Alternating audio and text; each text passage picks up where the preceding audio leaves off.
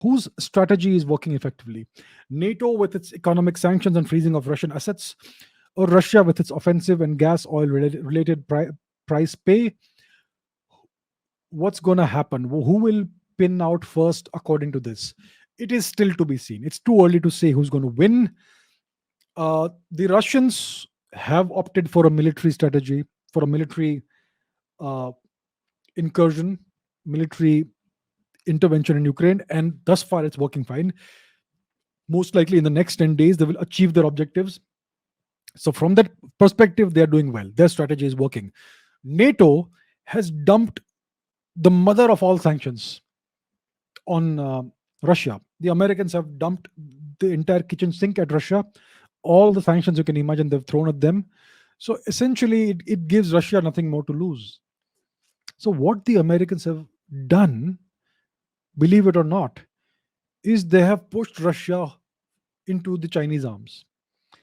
The Americans, by doing all this, have precipitated the bipolarization of the world.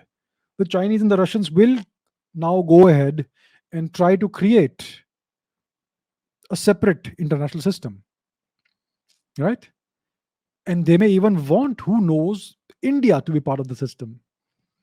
So if the Russians succeed in what they are doing, then it may give more leverage to India in negotiating with the US if it has an offer of joining this parallel system.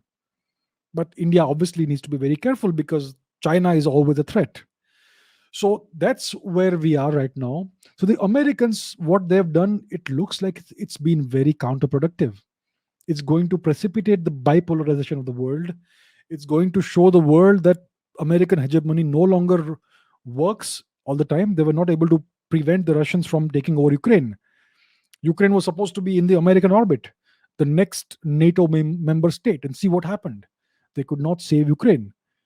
What about you next? Can they save you? So that's what we are seeing. So we are witnessing the slow decline of American power.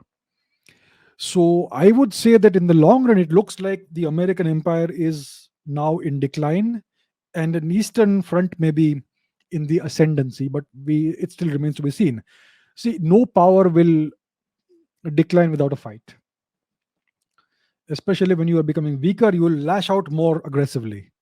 So that's why the next decade is going to be a decade possibly of great chaos.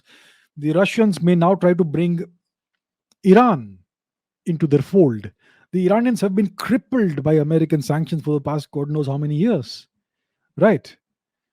The Americans walked back from the Iran nuclear deal unilaterally after signing the agreement in an international agreement. They backstabbed Iran. So the Iranians will be very happy to go into the Eastern Bloc with the Russians and the Chinese.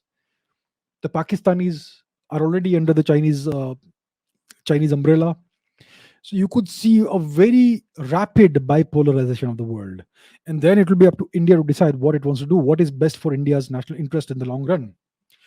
So that's what we are witnessing right now. The world is in flux.